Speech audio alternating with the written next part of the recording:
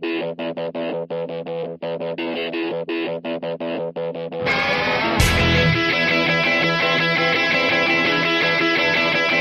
everyone, and welcome back to A Theater Near You. My name is Chris Randazzo, and I'm joined this evening, as always, by Back Alley certified heart surgeon Paul Giroux.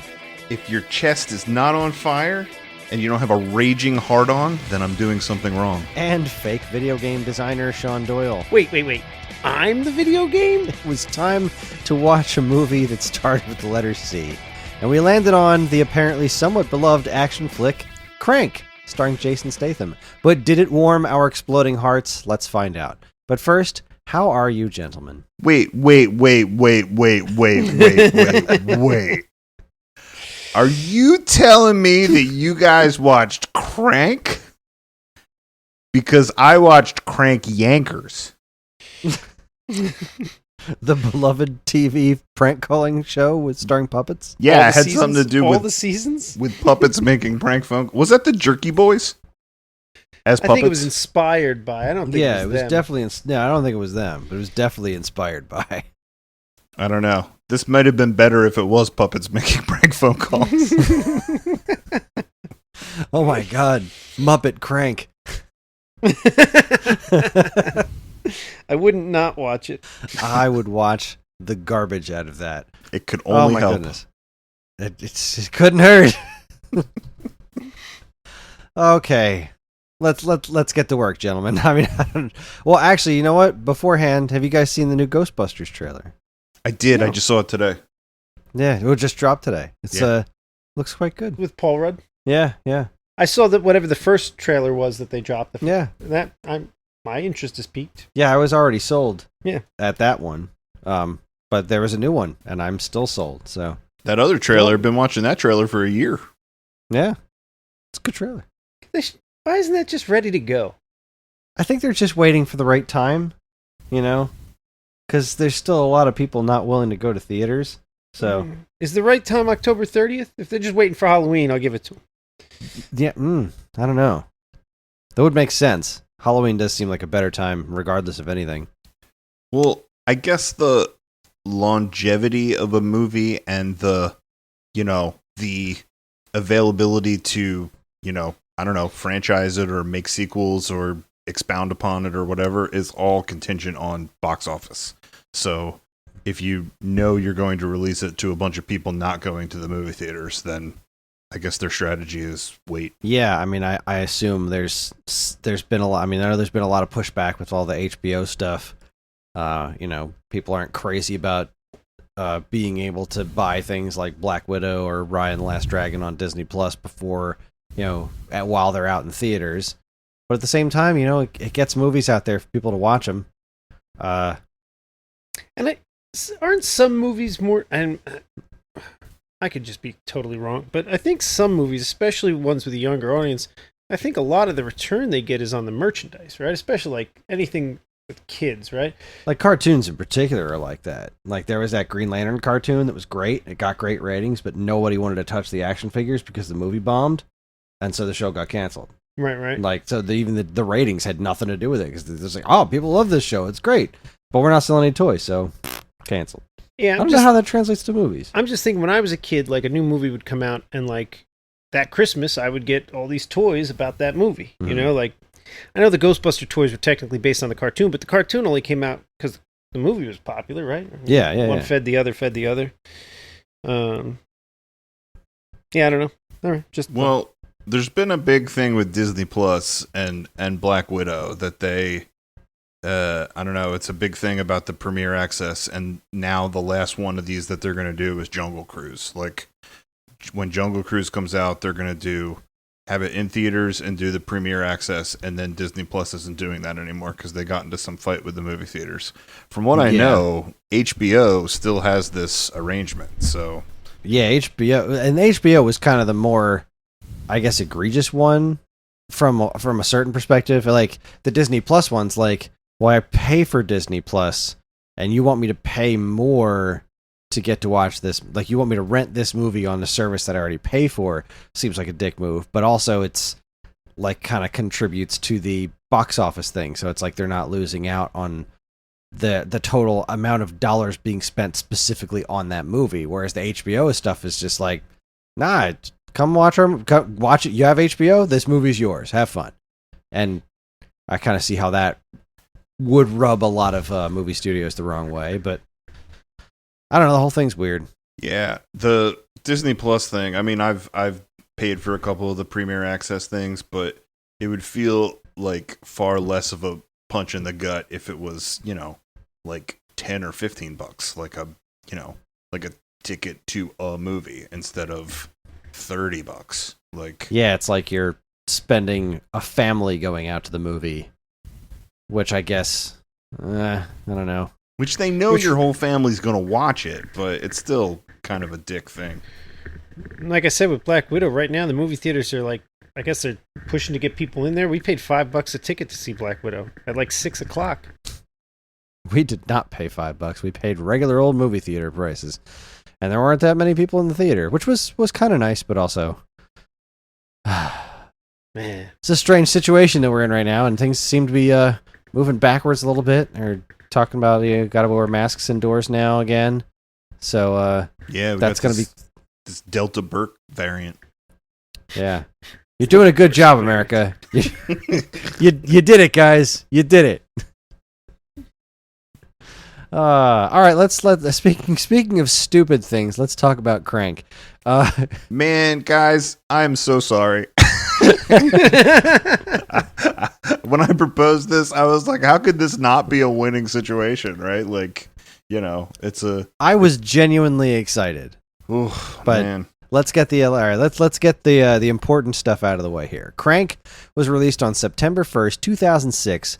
It's distributed by Lionsgate. It was directed and written by a box of crayons. Actually, it was directed and written by Mark Neveldine and Brian Taylor, who followed up this particular masterpiece with classics like 2009's Gamer, 2010's Jonah Hex, and 2011's Ghost Rider Spirit of Vengeance. I swear I didn't cherry pick bad movies from their career. This was the list. Bad Mark Neville Bean. Bad Brian, what's your face? Bad. You're bad. And of course, they wrote and directed the sequel, Crank 2 High Voltage. It stars Jason Statham, Amy Smart, and Jose Pablo Cantillo. It tells the story of a contract killer, Chev Chelios, who, after supposedly killing someone that someone else didn't want killed, gets injected with, quote, the Chinese shit, which will kill him if he doesn't keep his heart rate up. I watched this. I did not pay for this movie, and I feel very good about that. I watched this via nefarious means in my living room with my wife, and I ate an ice cream cone when I did it, and the ice cream cone was by far the most enjoyable thing of the evening. So I watched this. It was free on Peacock. You didn't have to use nefarious means. You could have just watched it. You stole it for no reason. I still feel good that I stole it. Just giving it away. It's the principle of the thing. I will not take it for free. I steal it. I was going to try to watch everything on a different screen, so I was all set to watch this on my laptop, and then Jacqueline was like, I've never seen that. I want to see that movie. I was like, really? I don't think you want to watch this movie, because I have seen it before. I was like, I don't think you're going to enjoy this. And she was like, no, I want to watch it. So we watched on our TV, so that idea went right out the window. But did she enjoy it? No. And we ate ice cream sundaes. We paused the movie in the middle and made ourselves some ice cream sundaes to go along with it. And I got myself a Monster energy drink to go along with it because I thought that was appropriate. And then when it got to that scene, I didn't realize this before I bought the Monster, thinking, oh, I'll have this during the movie. That'll be appropriate for this movie. And then in that scene, they specifically didn't show Monster. He grabbed a bunch of Red Bulls and Rockstar energy drinks. I don't know if Monster wasn't out when this, or maybe they just didn't pay for the advertising. Sean, I can tell you something that's going to make you feel really snubbed. Monster was on that shelf below the Red Bull. He never went for the Monster. Was it really? Wow. That son of a bitch. What about you, Paul? How did you enjoy this movie? How did you take this one in? Do you know what a sectional is? Is that like a couch with multiple parts? Well, wait. Is it when you tear your scrotum into two pieces? Silver Is it- Metal wait, is Tribe, it but no, it is not. Is it a satchel with multiple parts? No, I'm not gonna like plug the company because I don't know, I don't know what your rules are about product placement. But Oh no, go crazy! Nobody listens to this show. Well, I'll just say this: I have a couch that came to my house in multiple boxes, right? Like we ordered a couch. I thought I took all the measurements right. Couch didn't fit.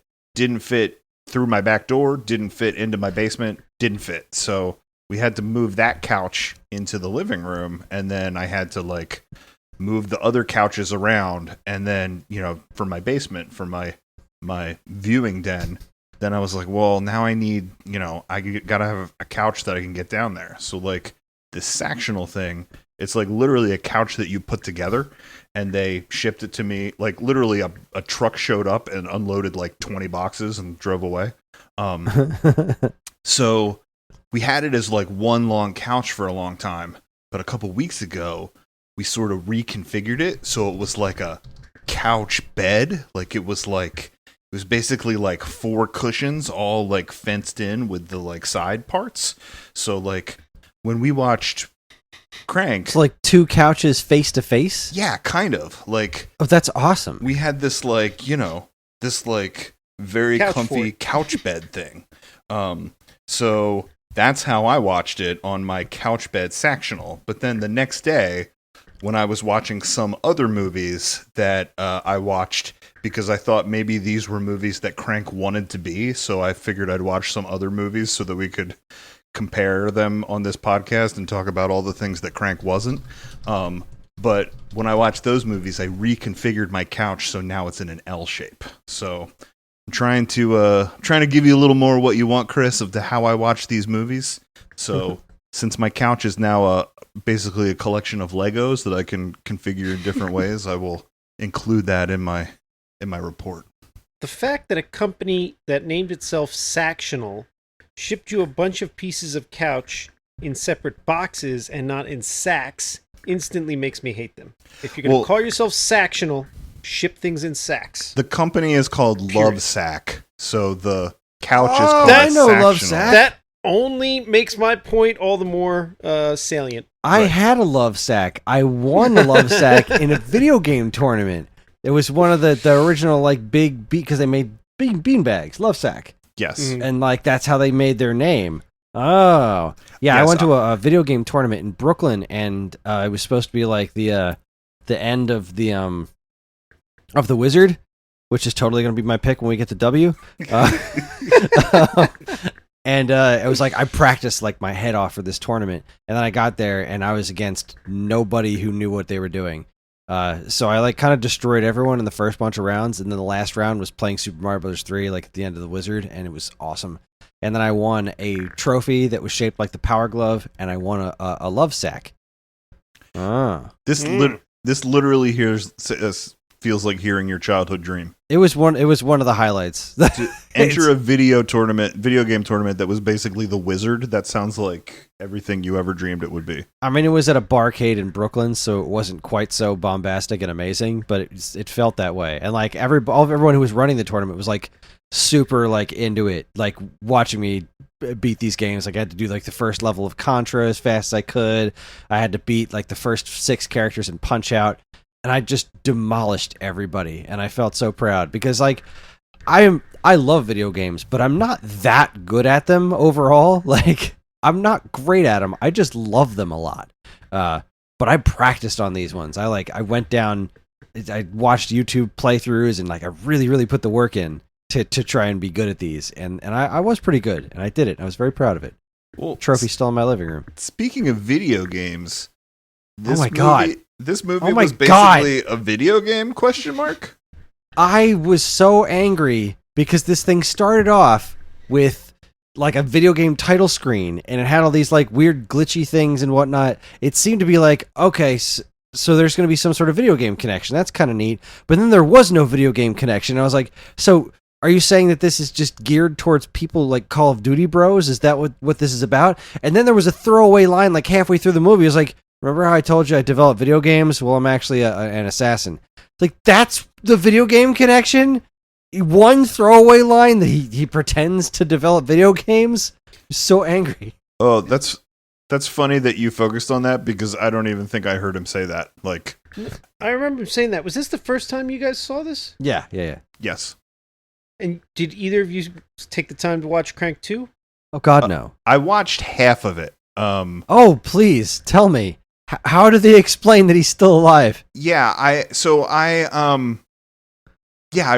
really like after this was over, even though I had no interest in watching Crank 2, I kind of wanted to watch it just for the sake of being able to talk about it for the podcast. And just then, real quick for our listeners, at the end of Crank, he falls out of a plane. Spoiler alert! Spoiler alert! Chris. He falls out of a plane and doesn't land in like a dump truck full of pillows. He lands on a car, as in like his innards should have been liquefied by that. And honestly, he may have died on his way down. Like exactly. the Chinese drug that was threatening to blow up his heart, the whole thing. He got injected with again. He got injected with a double dose of it. There's a good chance he was dead before he hit the car. Well, and let's be clear about this. He fell from such a height that he had time to make a rather lengthy phone call and leave a message. He had the clear. I mean, I don't know how the wind didn't just muffle that phone call away, but it was crystal clear coming through her machine. I am impressed with his phone carrier. I want that phone carrier. Was it Verizon? Was it AT&T? Well, they make that joke. They make that joke in Crank 2. He says, you know, didn't you get my call? And she's like, what call? And they play the answering machine message, and it's just wind. Okay. But anyway, okay, that's a solid gag. Yeah, I wanted to watch Crank 2 because I wanted, you know, us to be able to talk about that too, and then also I actually thought maybe it would be better than the first one. I was like, if the first one ends in such a way that he falls out of a helicopter, you know, and should be dead, then the second one can't take itself so seriously. Like it will have to be what I thought this would be, you know, like sort of tongue-in-cheek, more comedic. Like it will have to be more ridiculous and therefore more funny. But it took itself as seriously as the first one, and it was basically the same movie.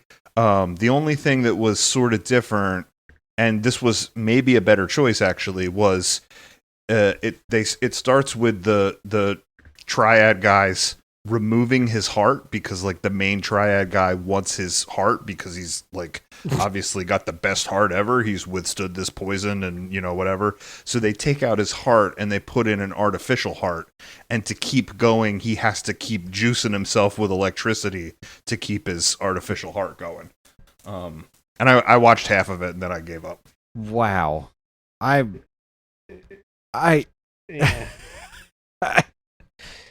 Yeah. I think I know why, Paul. Did you recently like watch The Transporter for the first time? You're like, this was a great action movie, because that's one of the best action, in my opinion. That's like a top 10 action movie right there. The Transporter, that's solid.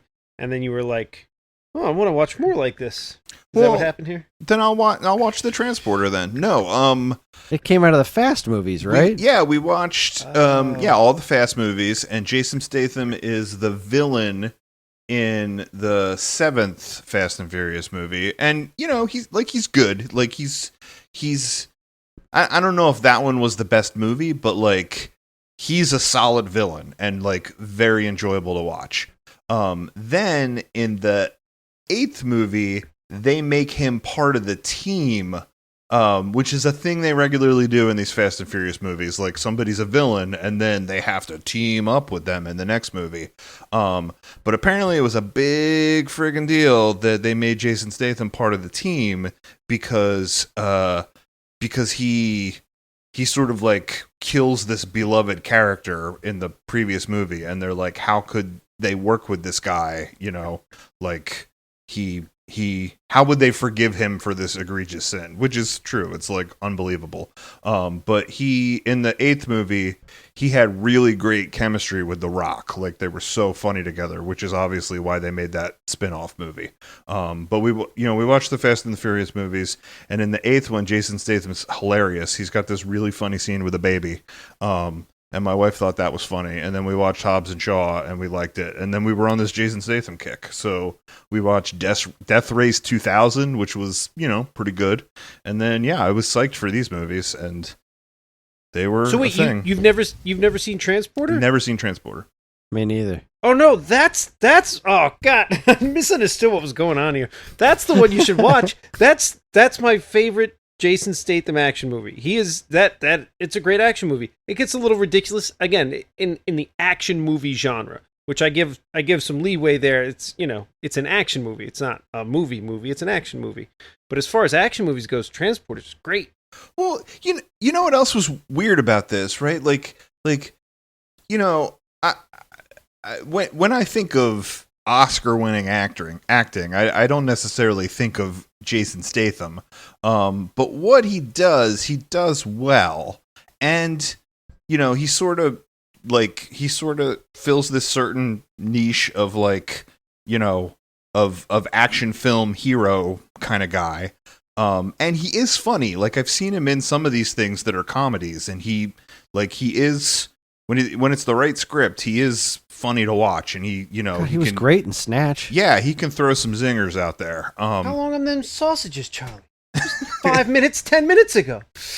But he was great. The other thing that seems to be crazy about him is he can do some crazy stunts. Like in Hobbs and Shaw, I'm pretty sure it was not a stunt double, and he's parkouring off stuff. Like he's climbing things and jumping off them. He sort of had to escape from this prison, and it was amazing watching the stuff that he did. And I'm sure he's done that in other action movies, which is why he's this action star.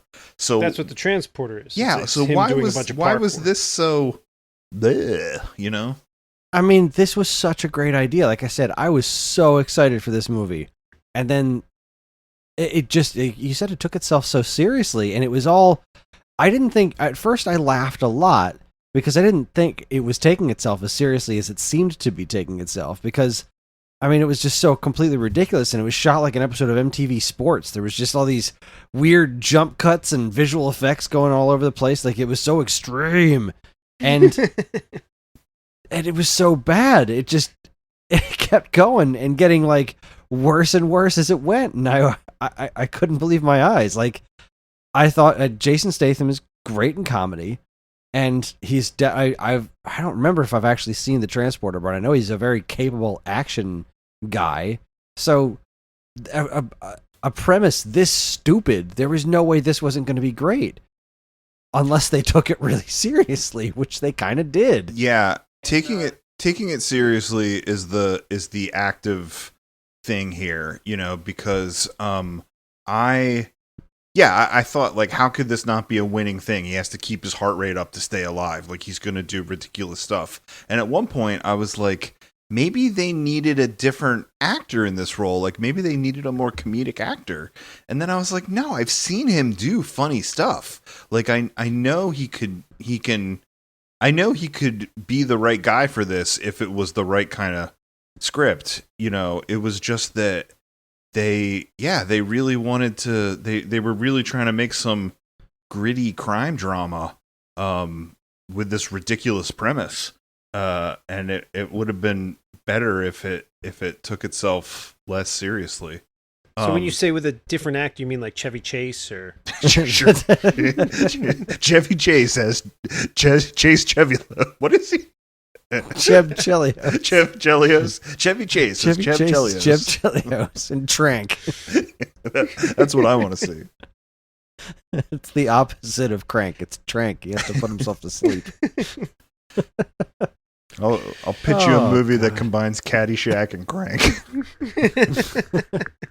Cranky Shack. He's got to win the golf tournament, but keep his heart rate over 50 beats per minute. I mean, let's even getting past the just the general crappiness of what we were watching with it was so Call of Duty bro. This movie was so male fantasy. It was just through the roof. It was difficult to watch. There was something you said, Chris. What did you say about the camera work or the editing MTV or Sports, something. Jump cuts.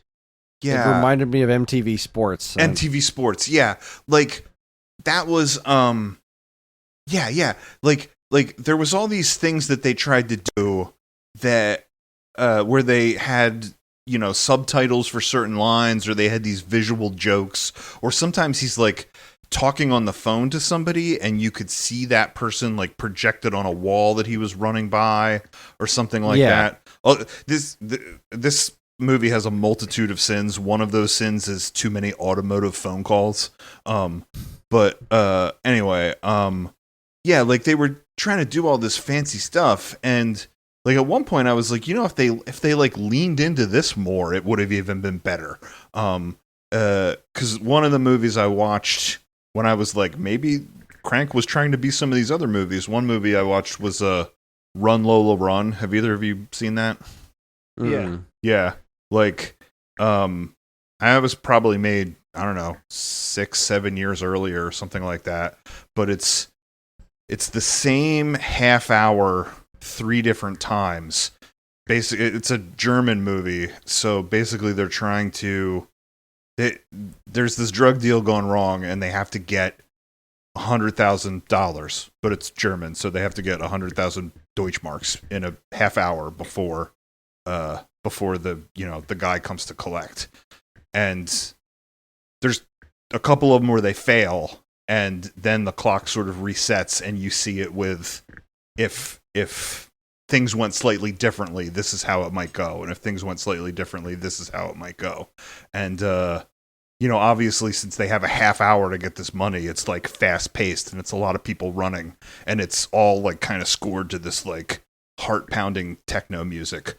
But they lean into these crazy things. Like sometimes sometimes they'll be running and then it'll be like an animated sequence, and you'll see it like a cartoon. And then sometimes it'll be like in black and white, or sometimes they show really fast snapshots to, show you what happened on a thing. And I almost even thought if Crank was more like outlandish with different tricks, it would have been more watchable. Like they kind of did some of that stuff, but like in a I don't know, like an MTV Sports kind of way. And so you mentioned the guy on the wall when he was on the one phone call. Did you catch when he was in the car on the phone call? The guy was in his rearview mirror, tiny. The vote for Pedro guy. Yeah. Vote for Pedro was in his mirror. Yeah, he was in like the rearview mirror on on the side of the door or whatever, but it was tiny. And I definitely missed that the first time I watched this years ago, and like it made me think I think I'm missing other stuff. Like they gave you the one on the wall pretty big, and it was obvious. And then I'm like, am I missing a lot of other little things? And I think you're right. I think they should have. I feel like maybe they roped it in incorrectly. I think they had other weird stuff going on, which I kind of liked because like the drugs were affecting his brain or whatever. That one scene with the Japanese guy in the elevator, I'm pretty sure, and they didn't really sell the joke enough. I'm pretty sure when we're looking at his face, Jason Statham, he's supposed to be reading the subtitle, right? I mean, that makes sense. I think that's what they were trying to sell with that shot, but they didn't put their heart into it because like you're facing the Chinese guy and there's a subtitle, and then all of a sudden you're facing Jason Statham and you can see the back of the subtitle. Right. Why would they be showing me that unless they're telling me that Jason Statham's reading the subtitle? Which is kind of funny. And like, I don't know, he's on, whatever drugs is in him is making him crazy or whatever. So like, I'm kind of on board. It was like, it was almost clever and it was almost funny, and they just didn't, I don't know if they undersold it or oversold it or something, but I feel like they missed the mark on that a couple times. It was like a close call. Well, they didn't quite do it. When it's like, they really didn't stick the landing. When it's the one gem in the pile of turds, it's a little bit hard to appreciate it. But what you're saying about it being one gem in a pile of turds, like that's the thing. Like this idea was a gem. This should have been great. It was such a constant missed opportunity. Like piece after piece of it. Like I laughed a bunch of times during this, and until it just stopped being funny, where it was like, oh, this is just making me uncomfortable now. Like this is really just genuinely awful. Like, I mean, God, the homophobic bits in there were really just gross, and everything was super broy, and I know you're supposed to hate villains, but God, I hated watching that villain guy. It was so awful. Like, everyone was awful. Nobody was likable. There was, well, yeah, this movie has a multitude of sins that I kind of tried to keep a running tally of, but you mentioned homophobic stuff. There was a lot of racial stuff in there, man. Like, yeah. And again, I the day after I watched this movie, I tried to watch some other things where I was like, was this their inspiration? Like, was this their plan? But one of the things I watched was Lock, Stock, and Two Smoking Barrels. It's a great movie. Yeah. But like the way that there was some of these, I don't know, gangs or whatever you want to call them, like you know, groups of villains in this movie. There was the triad people, and you know, there was that gang in that sort of like weightlifting thing that he goes to in the beginning to get the location of the guy, which was completely weird. Like at that point, he didn't even know what was wrong with him, and he's asking for cocaine. But anyway, yeah, he throws out some pretty racist stuff there. Chris, you mentioned that he keeps calling it that Chinese shit. There was one time when I think he pointed to somebody and said they were Al Qaeda, and I was like, yeah, yep, like, oh, that was terrible. Oh my God! Like, it was threw the guy out of the car and started yelling Al Qaeda, Al Qaeda, and then everyone mobbed the guy. I was like, oh my God, that was.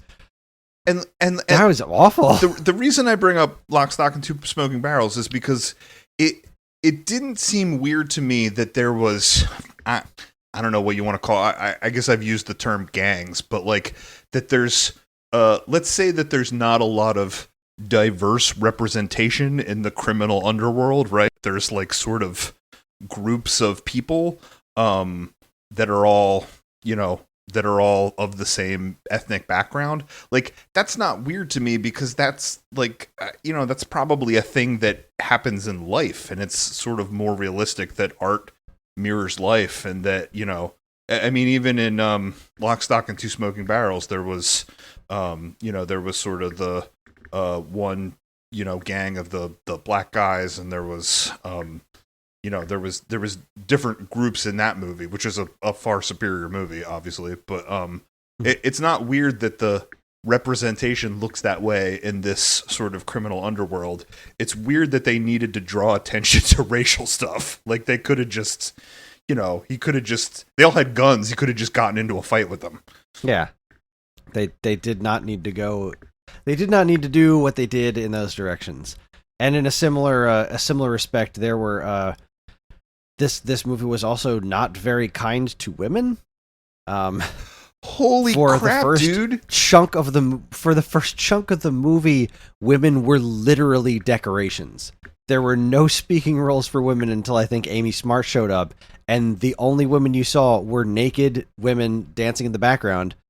Or just in cages or something. Like, they were literal you said decorations. The first half of the movie, the last scene of the movie, there was literally girls hanging from decorations, in the pods and stuff, right?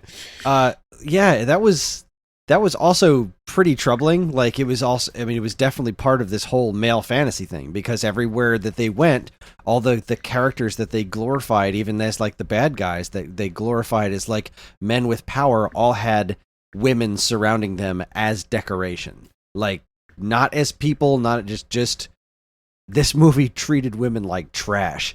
And then there was the whole, like, Amy Smart's character was relatively entertaining. I think Amy Smart's pretty fun to watch. The sex scene, though, was a little it started off really rapey. I was just about to say, like, hold the phone there. You want troubling? You want to talk about troubling? Was that a sex scene, or was that a rape scene? Like, she says no twice, and she punches him, and then she changes her mind, which is, I believe, the male power fantasy, right? That's no means yes. That's like a whole thing with this type of audience that this movie seemed to be courting, and it's fucking gross. So I don't know. So the girls that were being used as decorations, you're right. I think the lack of a role for a woman other than that is the problem. The fact that the women were in like the balls or whatever, I thought that was supposed to be showing that these were the bad guys, right? I thought they were trying to make us not care when the quote unquote, we'll call him the protagonist, when he was killing these guys. They have to paint these guys as bad guys real quick, and I thought most of the what appeared to be abuse towards women was set so that I thought they were just trying to identify the bad guys. So I kind of let that go. Like, that wasn't the problem for me, because I was like, right, these are the bad guys. They're whatever. They're bad guys. They're doing bad things. I would have bought that. I would have bought that more, except for, like, it seemed like they were painting them in a light of, like, look at how much power I have. Like, yes, you're supposed to hate these people, but you're also supposed to be, like, somewhat envious of them. And Chef Chelios also was one of these people. Like, he worked with them, and he was also running around calling people faggot and stuff. Like, there was no likable part of this, so it never really occurred to me that that was not intended to be glorified, because you're supposed to like this guy who worked for these guys, and, like, he would have given it up to be with Amy Smart, who he didn't really particularly seem to like all that much either. So I don't know.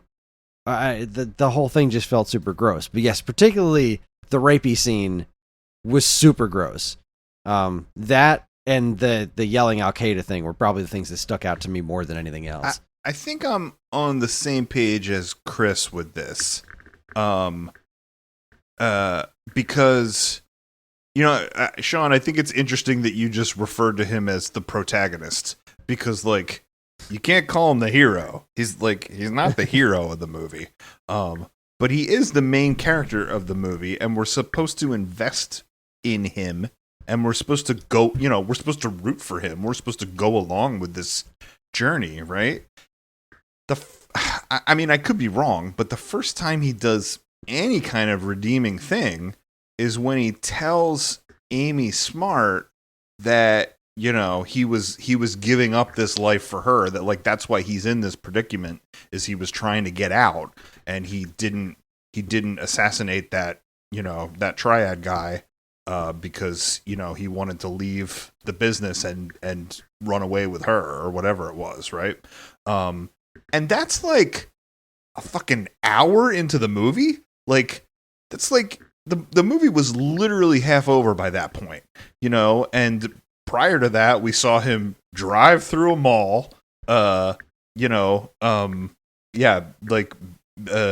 a gang war, rob a gas station. I mean, he could have paid for that stuff, like he's like a highly paid assassin. Like, he could have just put it on a credit card. It's not like he's going to be around long enough to pay off the credit card. Put it all on a credit card. I think at some point, I'm going to say the 90s or the 2000s, I feel like movies really started moving away from. It was easy. It's easier in the old movies. The protagonist is a hero, and I feel like there's a lot of movies where there is no hero, and I think my mind is just kind of adjusted to that, where it's like I'm not invested. Like, when I was watching this, I'm not invested with him the way that I am with whatever, Wendy and Peter Pan, or Dorothy and Wizard of Oz, where it's like the protagonist is the good guy. He's the bad guy. I don't think he had any real redeeming moments, because you're saying his redeeming moment was when he said he didn't want to kill anybody anymore. Like, he's going to stop actively murdering people. To say that that's redeeming is kind of, it's redeeming by this movie standards. Right. So it's like, he's the bad guy. The other guys are bad guys too. I mean, honestly, at the end of the guys are sort of worse guys, but not by a lot. At the end of the day, the more kills this movie racked up, probably the better for society in general, right? I mean, everybody's the winner as he's killing off the bad guys while they're slowly killing him.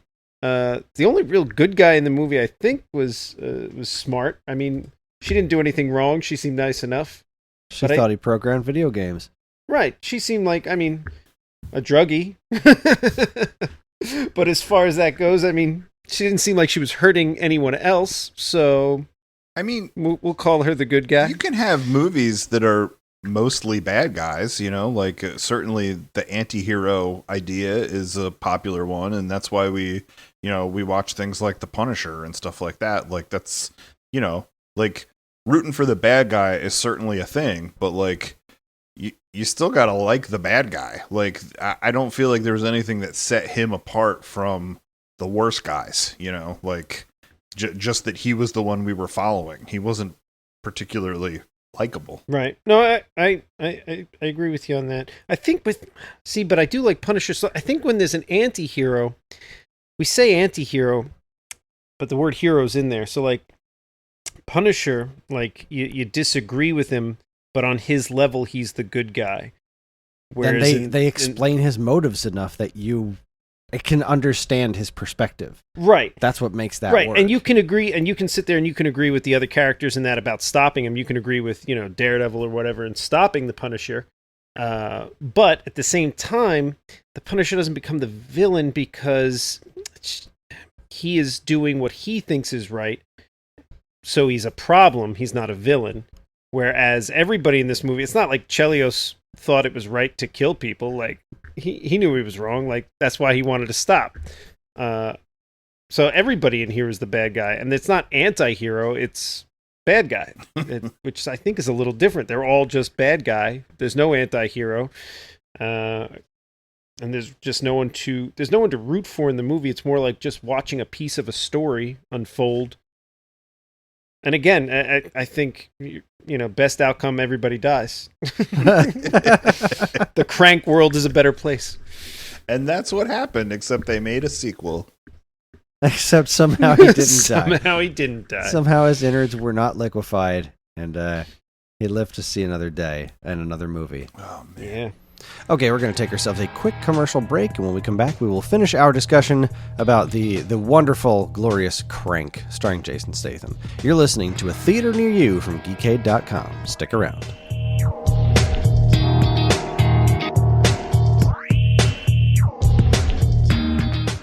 And now here's a quick look at some of the original content available now from our partners and Geekade.com.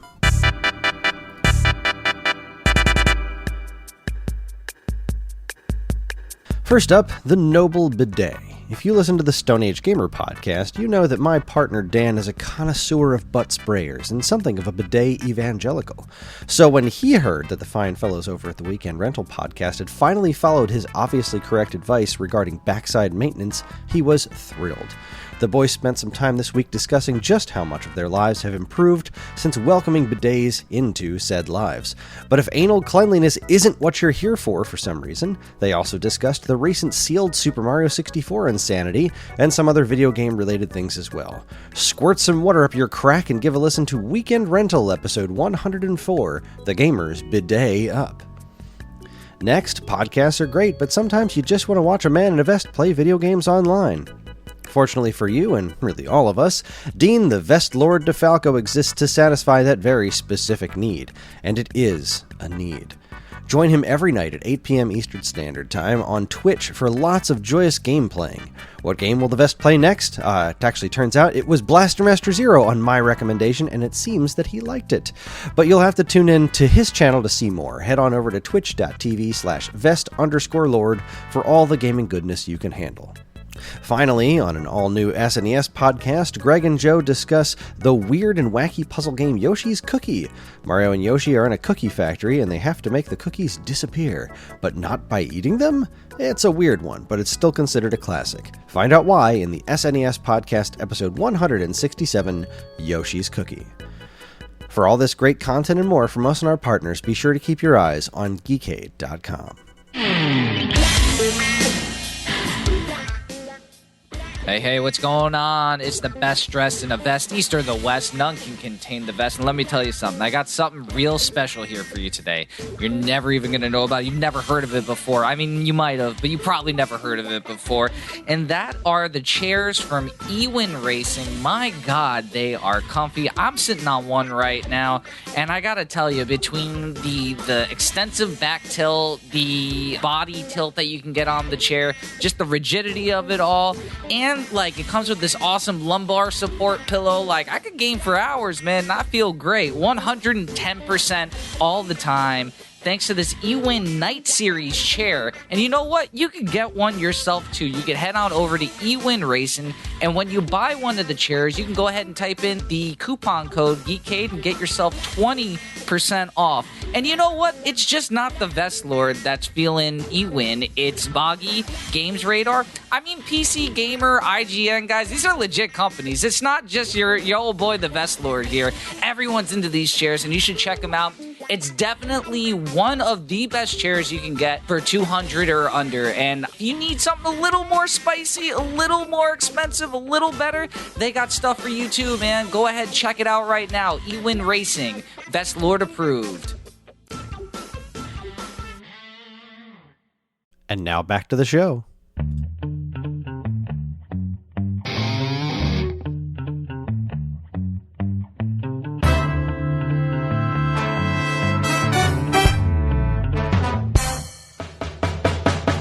Just seriously, the amount of disappointment I had that this wasn't just a super fun.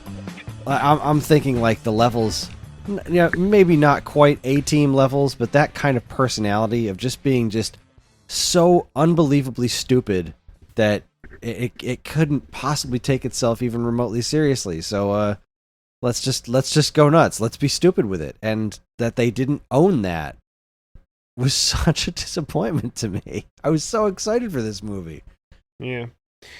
I think the first like sort of egregious sin that the movie has is like, why does that guy even inject him with that stuff in the first place? Like, right? That guy has been brought in to eliminate him, right? Like he broke the he broke the rules, he broke the contract of his employer, and then somebody else, has been brought in to fix the problem. Why not just take him out? No, that's not. Like, why? That's not what happened. That's not what happened? No. Nobody knows that Chinese guy doesn't get killed. Yeah, nobody knew that. That Nobody guy knew just that. wanted him dead because like he didn't like him, right? Wasn't that But it? Or, didn't he? what the hell was his motive behind it? Didn't he go to his employer, his handler? Like, that was the scene where he was in the pool. Yeah, that was his handler, and then that's where he found out that his handler was working with the guy that injected him with the stuff. And I don't remember why. And his handler let him get killed because... All right, so his handler, pool guy, told Chelios to kill the Chinese guy. Chelios didn't, but asked the Chinese guy to pretend like he's dead for 2 days. The Chinese guy pretended like he was dead, and then apparently instantly, Hong Kong, that's what they said, Hong Kong started breathing down pool guy's throat because they were mad that he took out this other guy. So then pool guy was like, this is too much heat. I gotta make things okay. I gotta make it seem like I got hurt too, or, they already got payback, or they're going to try to kill me.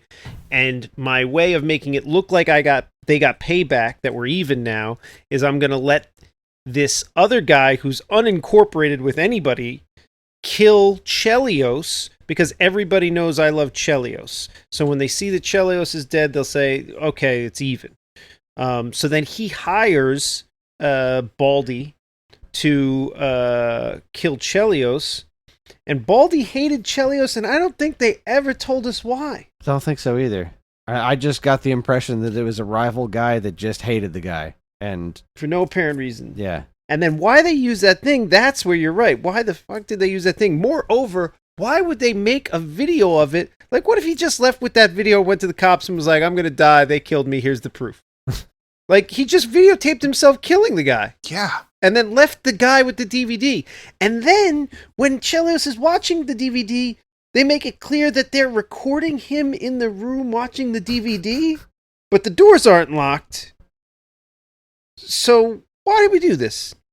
Yeah, it was a very elaborate plan. How can a recording of him be on the DVD? No, I don't think that. Well, No, I think the way it was shot, we were looking through the camera while he was looking at the DVD. But still, they took the time to record him getting injected, and then like edit this thing together, burn it to a DVD. I think us seeing him watching the DVD was the movie people, the director, trying to show us that he was being recorded. That's what I took that shot to mean. So I thought it was the director trying to convince us how cool he is. You're saying I was watching the camera shot within the movie and not the camera shot within the movie within the movie. Exactly. Nailed Okay. it. You got him. Got it. And they could have done a better job explaining that, or explaining why they were recording him watch the movie. Why the first chunk of the movie was in first person, because Karen said if the whole movie's like this, I'm out. I think everything that you've explained is needlessly complicated. I think if that guy really wanted to kill him, there was better ways to do it than to do the like old-timey 1960s Batman show plan and go like, I've set in motion a system of events that is going to kill you eventually, and I will bask in my own evilness while I tell you about it, right? Like, that never works for anybody except the hero. And then, yeah, why did he pick up... Like, if he got up and he felt that awful and he'd been knocked out the night before, why is his first instinct to pick up this DVD? Like, go see a doctor. And what did Baldy, I can't remember his name, the assassin. It doesn't matter. It doesn't matter. What did he think Chelios was going to do with his, like... I know they didn't think he was going to make it that long, but what did he think he was going to do with, like, an hour or two to live? Clearly he's going to get a gun and try to kill you. And since he doesn't care if he lives or dies, because you've already said he's going to die, he's going to come out, like... He's one of the best killers in the world.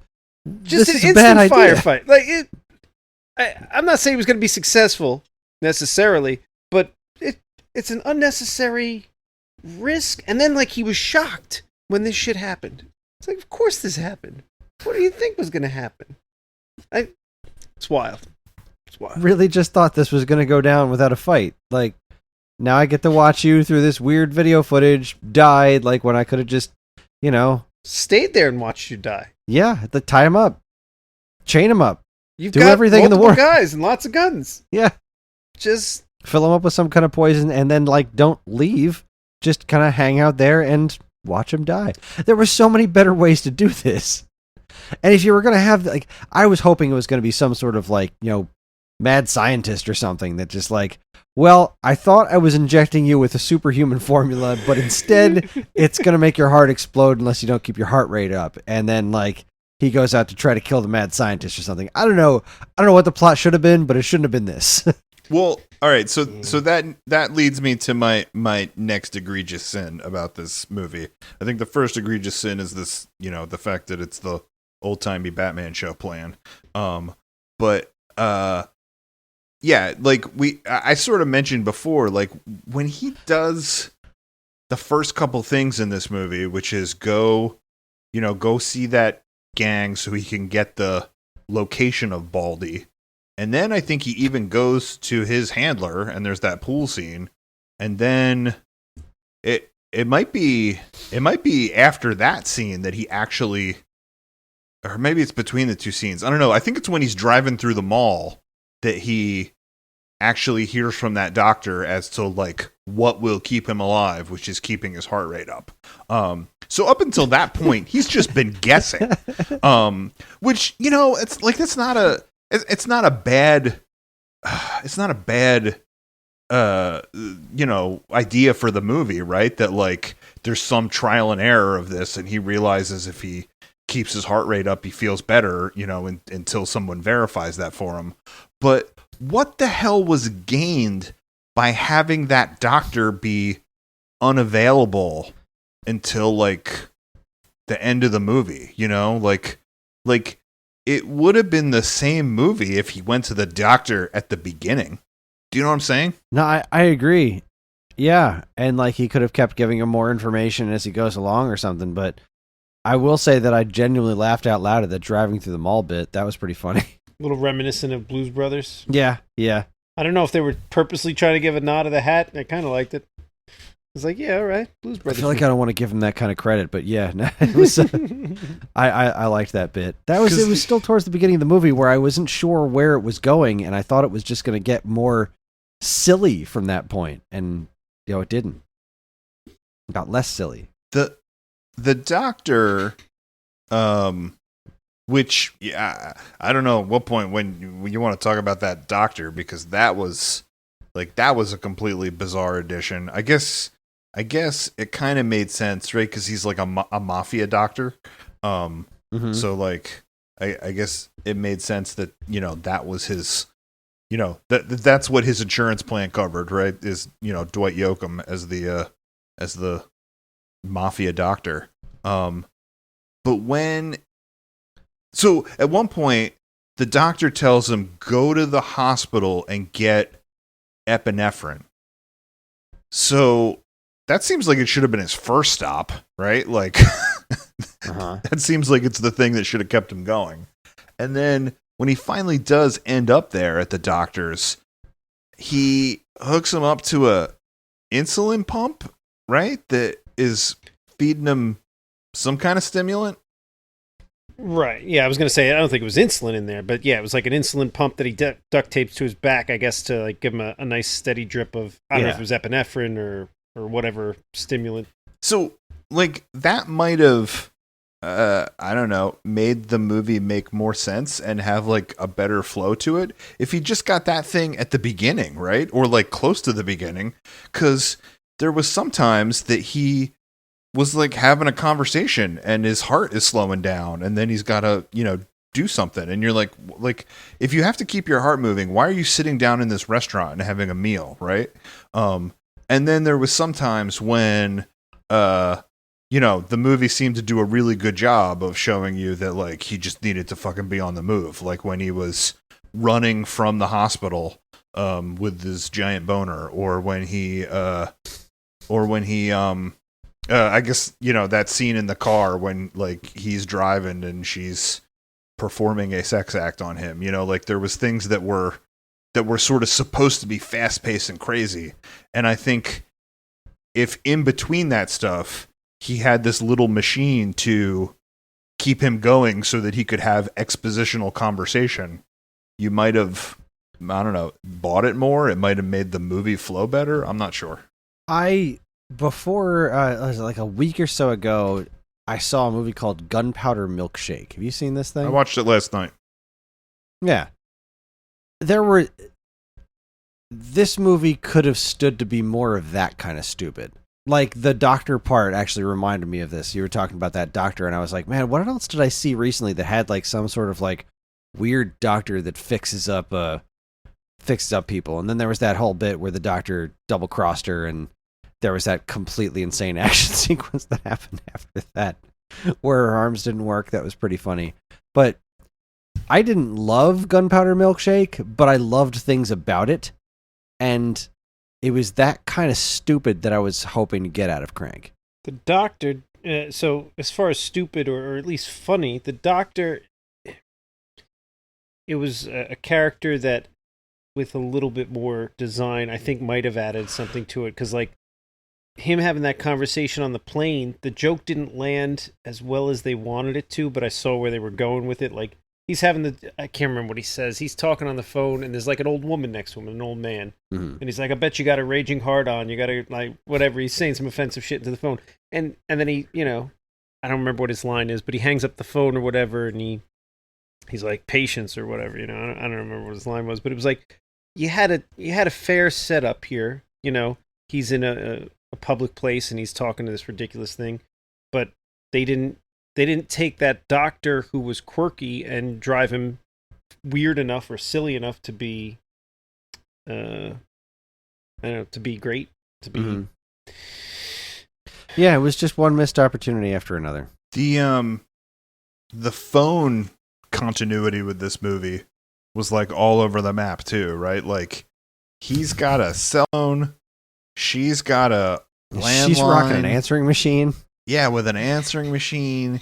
You know, he like there were times when I'm sure he would have been better served by having a Bluetooth earpiece. I mean, even though in 2006 maybe we wouldn't have quite the same technology, you could still stick a thing in the phone that you put in your ear, you know. I think this movie was like hampered a lot by people having to like talk on phones in the car. And I don't know, finding a way to write it with less of that might have helped a lot. There were a couple scenes where I was wondering where he was keeping the phone. When he was running around in a hospital gown, sometimes you could see both his hands doing stuff, and like at one point you even see he's got the gun like tucked under his arm. He had the phone in his sock, right? Did he? Yeah, he stuffed the phone in his sock. I missed that. All right.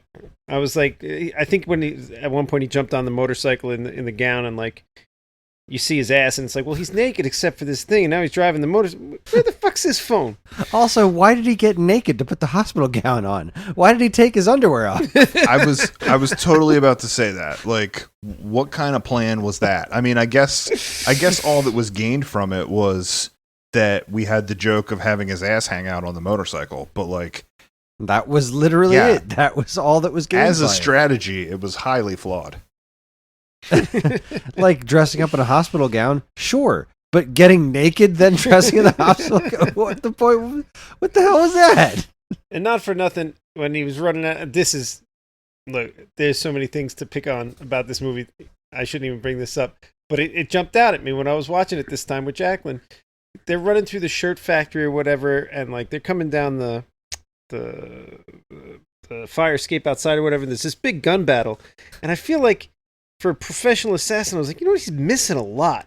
Like he's just not landing these bullets. Like they're just not hitting. And I was like, all right, whatever. You know, I grew up watching the A-Team. I can let this go. But in the very next scene, he's like spinning the car around, shooting backwards over his shoulder, one bullet, and hitting the driver in another car, fucking quarter-mile back, and that car goes flying. I'm like, you made that shot? You made the behind-the-shoulder, moving car to moving car, driver in the head, take out the whole car shot, but you couldn't make the 30-foot away up the fire escape shot? Because I can make the 30-foot away up the fire escape shot. So, I don't know. It jumped out at me. That's a very valid point. I didn't think about that. I did think about, that he was missing an awful lot during that scene. Like, this guy's supposed to be really good, but then I didn't even think about the fact that just a scene or two later, he's spinning around in cars doing all that crazy stuff and not having any problems there. What are you going to do? I don't know, man. I don't even know what else to say about this movie. I also watched Chud and Cloak and Dagger. You guys took the time to do that. Oh man, I did not have the time to do that. But, I didn't. I promised you I was going to do it, and I didn't watch. I didn't watch either of them. I did watch a bunch of stuff to like try to cleanse my palate of Crank. I mean, I told you some of it that I watched. I also watched Speed. I was like, what did this movie think it was going to be? There you go. And then I was like, let me watch Speed. That's a far superior movie. It was definitely an inspiration. Like, they didn't come up with this without, having seen Speed first. And Speed took itself exactly as seriously as it needed to. Like, Speed's how you do this kind of thing. Or what was the train movie? Unstoppable. You guys ever see Unstoppable? No. Oh, that movie's great. It's a runaway train movie with Chris Pine and Denzel Washington. Oh, yeah, I've seen it, but so long ago that I don't remember much of it. The best kind of stupid. It's so great. Just runaway train. I remember a big plot point was that the track curved and you had to Yeah. Oh no, the track's gonna curve. What are you gonna do? You know what is that? I'm trying to think where this did Crank not have a lot of good one-liners? You need some good one-liners in an action movie, right? They tried that. They tried to sell us that you need a hand, but it just didn't matter. It was kind of a dick thing to do to a guy that was helping you out. Like after he chopped off the one guy's hand and then he shoots him in the head, right. He throws the severed hand to his buddy. Oh, that was messed up. And it's like, and then he said, you need a hand. And like, first of all, you got to say the cool line either right after you kill the bad guy or right before you kill the bad guy. But either way, you got to direct it at the bad guy. not your sidekick who's been trying to help you out. They unceremoniously kill him. Right, and you're just going to be a dick to him? Why are you being a dick to him? He's helping you. That guy was nice to him. I don't know. So That's not how to make that line. I'll tell you that Crank 2 did have some more one-liners. But again, like it was literally the same style and almost plot of the first movie with a lot of the same beats, which is why I turned it off. I mean, it was better, but it was marginally better. Yeah. So in the second one, Chris, you didn't watch any of it. You told me you were going to watch the beginning of it. I was going to try to, but I did not wind up having time. Hoping to get some today. Dog sick today. So. Yeah. I'm sorry. I hope they're feeling better. Yeah. In the second one, he they take out his heart and go give it to some like head triad guy, and he gets this fake heart that he's got to keep juiced or it slows down. I think he calls the mob doctor pretty early in that one, and gets his he gets his instructions about like what he needs to do to shock the heart. And the mob doctor has some more one-liners, and like I guess it's a little bit of what you were saying, Sean, is these outlandish things that he says in front of people. So some of that stuff, I guess, lands a little bit better. Vote for Pedro comes back in the second movie, which I was like, how the fuck is this guy back? He died in the first movie, but I guess it didn't stop them bringing Chelios back, so why would it stop them from bringing the other guy back? But then they reveal that the new guy is not the same guy from the first movie. It's his twin brother, who wants revenge for his brother's death. Also, in the vein of things that are racially insensitive and gender and sexuality offensive. This guy is disabilities insensitive. He's got uncontrollable body Tourette's. So like every now and then he'll just start like shaking and like cursing and like smashing into things. Yeah, I'm trying to remember what else.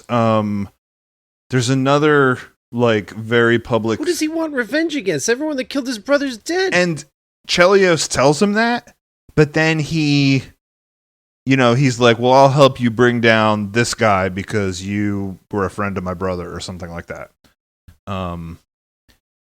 Yeah, there's another very public sex scene with Amy Smart. That's literally another very public sex scene with Amy Smart. This time at a racetrack, and they like, he's like, I have to rub against people to create static electricity, and they just, he just starts like nailing her in the middle of the racetrack, and it's like very over the top gratuitous. So basically after that is when I turned it off. See, now I want to watch it. That sounds like they went too far. That's great. I need static electricity. That's not how any of this works. I mean, again, it was better, but only marginally better, and it was the same vein and the same style as what was wrong with the first one. So it's almost like, it's almost like watching the first one, but with I don't know, slightly better ideas. like it's almost like they fixed none of the big overarching problems, and they just fixed minor problems. That's progress. I mean, the whole thing just makes me sad. Yeah. It's time I'll never get back, but I don't know. Do we have anything else to talk about with this? Are we done? Can I forget about this movie now? Yeah, I think so. I want to be able to say more about it, but I don't have anything. Yeah. I'm tapped out. There's just not enough. It wasn't even interesting enough to really go even further with. The So, shootout at the end was weird. Like maybe it's because I was so annoyed with the movie by that point anyway, but like I didn't really understand what was happening with that shootout at the end. And then the fact that the guy that he saved was sort of the surprise, like ace in the hole. I was literally like, when did you contact this guy and why is he here and what the fuck's happening? And how did all those guys miss from that close a range? There was like 5 or 6 guys with the supposedly dead guys. I don't know, Chinese mafia. I don't know what they were supposed to be. Whatever they were supposed to be. They were all drug dealers, right? Is that what it was? I don't even remember. Whatever. They all had like submachine guns out and they were pointing at the guys and then everyone started shooting. They were like 10 feet away from each other. And that shootout went on for like 15 minutes. How isn't everybody dead instantly? They were so close. Yeah, I think they overestimated my investment in that shootout. Like, it should have been faster, better, awesomer. At that point, it was just too little, too late.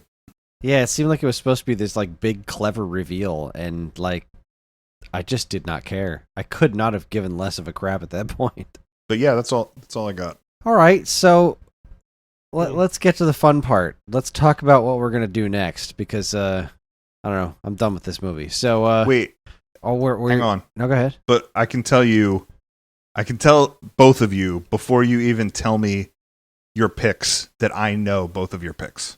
Okay, all right. I'm not gonna. I don't. Here, I'll write it on a piece of paper. Hey, you know what? Send me a Facebook message, but I won't look at it. While he's doing that, real quick, I did watch Chud and Cloak and Dagger. Chud, I suggest everybody. So I assume from our conversation, everyone's saying they wouldn't recommend Crank. Usually, Chris asks. Correct. Yeah, that's right. I think we're all. I saying figured that was a moot point, but yeah, let's. Yeah, I think it's pretty safe to say that nobody here recommends Crank. right.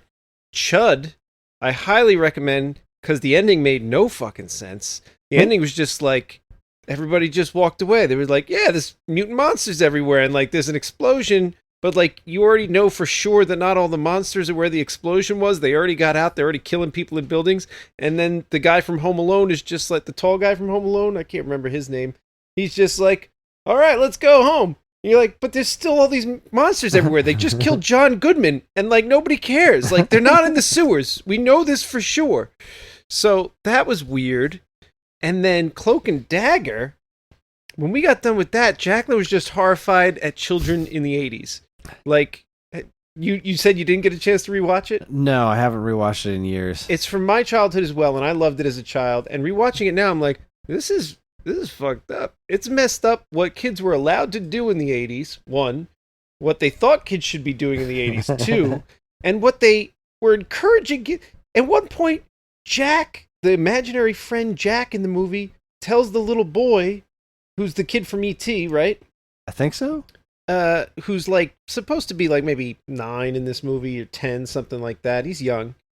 He's like, this bad guy is chasing him, and somehow the kid ends up with the gun, and the imaginary friend's like, kill him, shoot him, you should kill him. And the kid's like, I don't think I want to. And then like the bad guy says something, and the kid freaking kills him, just shoots him dead. Wow. And then Jack's like, good work. And they just roll on, just moving on, heading towards the happy ending in 5 minutes where the kid goes home and they're like just bullet in his chest.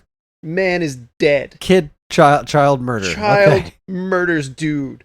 And like, there's a lot of build up to it. It's like, what is this? Got dark. I remember it being a weird movie, and I just really wanted to watch it. It's also the Atari connection, right? Because it was an Atari 5200 cartridge. Or something. It was the secret information was in an Atari cartridge, which that actually was a great plot. Like that was all really well done. There was like that shop owner that they all hung out with, and then he got killed or something like that. Which Jacqueline also thought was real questionable because it was like the 9-year-old boy and like this 5-year-old girl that kept going in the back of the store, hanging out with this creepy old guy. Yeah, so that wasn't great either. But and they took the bus to the mall together. Like the 5-year-old and the 9-year-old took the bus to the mall where they hung out with the creepy guy. Right. Apparently. That's where we were at before we got to encouraging the kid to kill the guy. There's a couple of 80s movies that I've rewatched with Nate that I've liked. I've been like, oh god, this did not withstand the test of time. Like this, like we live in a very different world now, and we thought this was okay in the 80s. Some of them are definitely on my list for when we get to those letters of the alphabet. Well, I very much look forward to it. Indeed. All right, I put my predictions for you guys in a Facebook message, which I wholly disagree with Facebook messages because Chris knows why. I'm mad that they're different apps, but anyway, I put it in a thing for you, Chris. So don't open it until we say. All right. Well, who wants to go first? We're gonna do the letter D. Who wants to go first? I'll go first. First, Paul made a guess. If you guessed Die Hard, that's not what I'm saying. That is my number one action movie of all time, but I assume there's 4 million podcasts that have already talked about Die Hard. It's the greatest action movie of all time, in my opinion. Number one with a bullet. Great movie. And if you guessed Dawn of the Dead, the remake, also not my pick, but it's like my number 2 or 3 zombie movie of all time, and I love that movie. But I'm assuming you've both seen it, and again, I'm assuming there's plenty of people who've already talked about that one to death and back again. So my actual pick, if I already subjected both of you to this as children, I'll let you bow out and we could do something else. Because I think I made everybody, like, I just used to show this to people because I freaking love this movie. And I haven't watched it in a couple Exactly what years. you're talking about too. Do you? I think so. Dead Alive? Yeah. Paul, have you seen Dead Alive? Yes, I saw it at your house. We all slept over your house. We watched Dead Alive, and then your mom made us spaghetti after we watched that guy tear him up with his guts and stuff. All right. Well, I don't know. I could replace it with something else, or we could just... I'm leaving it. You don't have to vote for it. We can vote for something else. I freaking love that movie. It's... Oh, God. Just every time I watch it, it brings me joy. Nice.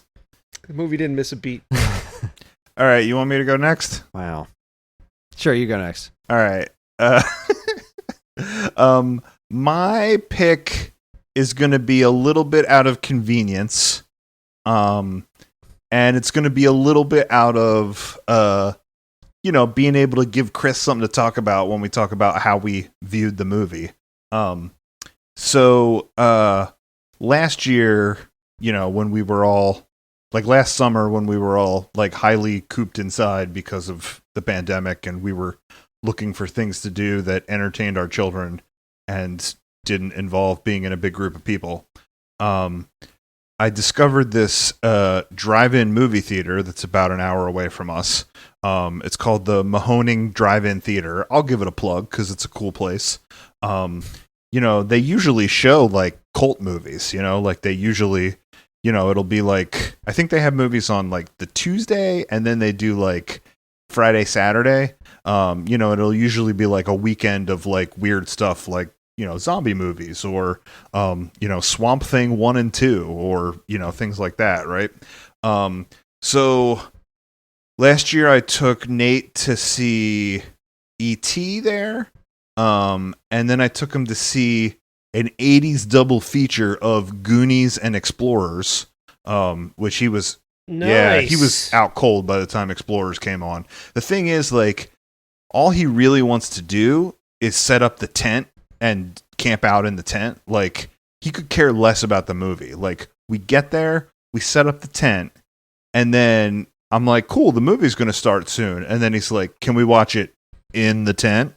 And I'm like, well, like, let's watch the movie and then we can get in the tent to go to sleep. And he's like, yeah, but we could watch it in the tent. And I'm like, all right, dude. So, like, literally, we're going to go there to watch movies and he's going to be out cold. And then I'll probably finish the night watching them if he'll let me. But in 2 weeks, we're going to go see a double feature. The first one is Adventures in Babysitting. And then the second one is Don't Tell Mom the Babysitter's Dead. The Babysitter's Dead. What a double feature. They nailed it. So my pick's going to be Don't Tell Mom the Babysitter's Dead. Wow. I think it probably all comes down to whether you had a bigger 80s child crush on Elizabeth Shue or Christina Applegate. And I think for me it was Christina Applegate. So Oh, for me, it was Elizabeth Oh, Shue. But well. all right. I'm looking forward to. And in a weird twist, we just watched Adventures in Babysitting, like, oh God, maybe 3 or 4 weeks ago. I'd signed up for some limited service for free. Was it Paramount Plus maybe? And like it was like 3 weeks free, and I was like, "Have you not seen any of these movies?" And like I think they had that on there. Me and Jacqueline sat and watched it because she'd never seen it. D'Onofrio plays Thor, and it's didn't see that coming. Yeah, I've never actually seen Adventures in Babysitting either. Oh. I have seen Don't Tell Mom the Babysitter's Dead. I haven't seen it in ages, which is why that was going to be my pick. So I guess I'm glad I came up with a couple of options because that was my number one pick. All right, I have 2 backups, and now I got to choose which one. Oh my God! I put 2. All right. I put 2 options for you in the message. Now you have to tell us both. Okay. All right. I'm going to go with a movie that I haven't seen in a long, long time, and I remember thinking was pretty funny when I saw it. It was directed by Michael Patrick Jan from the State. It's called Drop Dead Gorgeous. It is a black comedy about a bunch of supermodels or something. That is a great pick. Haven't seen it in forever. I actually almost picked that one. That was in the back of my mind to maybe pick that one. Wow. Nice. That's crazy. My other backup was Double Dragon. I've never seen the Double Dragon movie, and I feel like because I am who I am, I should see it at some point, but I've just never had the nerve. The one that's got like Alyssa Milano? Alyssa Milano and the what's it, the original Chairman Kaga from the Chairman Kaga from the Iron Chef America, and Scott Wolf from Party of Five as the Double Dragons.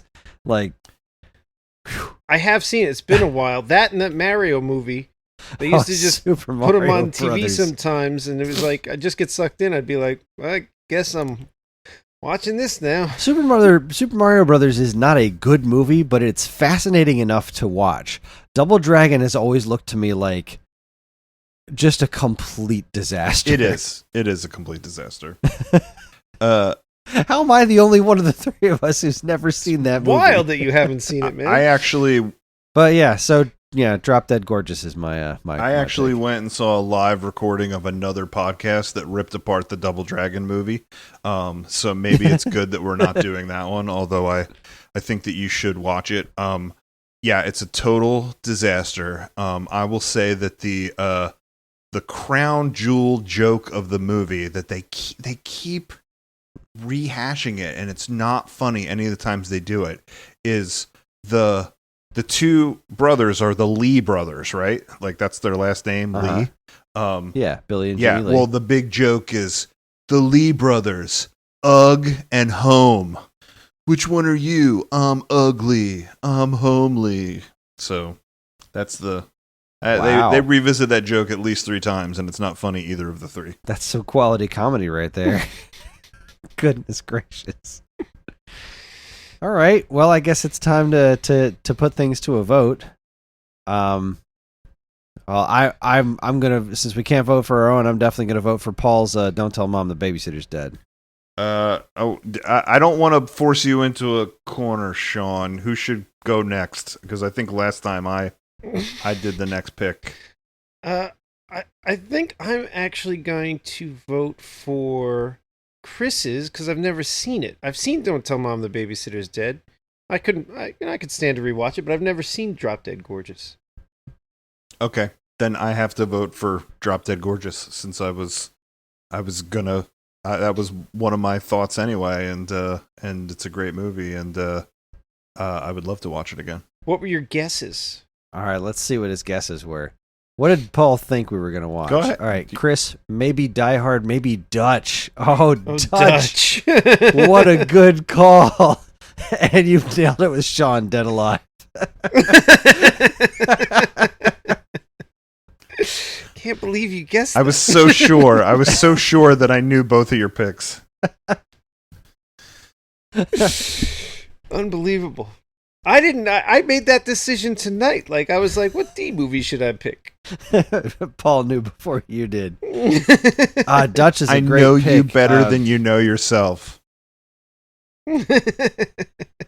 Both of those are phenomenal picks, but they're so tied to specific holidays for you, right? Isn't Dutch about getting home at Christmas time, right? Thanksgiving?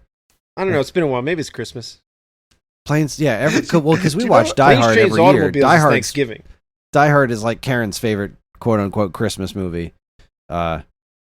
So that's just something I watch literally at least once a year. And Dutch, we watched Dutch last year for the first time in a while, or the year before. We always watch Planes, Trains, and Automobiles at Thanksgiving. But good picks. God, Planes, Trains, and Automobiles. That's one of the funniest movies of all time. Oh my God, it's so good. Chris, yeah, I thought you were gonna go with Dutch because, I think when we were in high school and like somebody had an issue and they wanted to talk and you were like, let's put something on in the background. You would put on Dutch. You were like, I'm just going to put this on the background. So that was why I thought that would be your movie. And then Sean, I knew that it was going to be Dead Alive. Like you subjected all of us to that so many times. I knew it was going to be Dead Alive.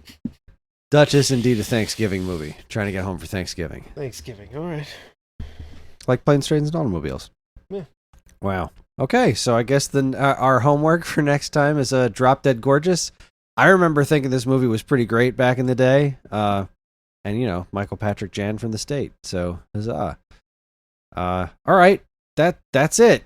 We did another podcast. The Theater Near You is a part of the Geekade Podcast Network, and if you'd like to get in touch with us to share your comments, movie suggestions, or whatever, you can send us an email at mail@geekade.com. We can also be found on most social media outlets and the official Geekade Discord server, which we started a Theater Near You channel in, which we've all been talking about movies in there, which has been pretty fun. And any other stuff you can all find in our show notes. Thanks for listening, everybody, and we'll see you next time in A Theater Near You.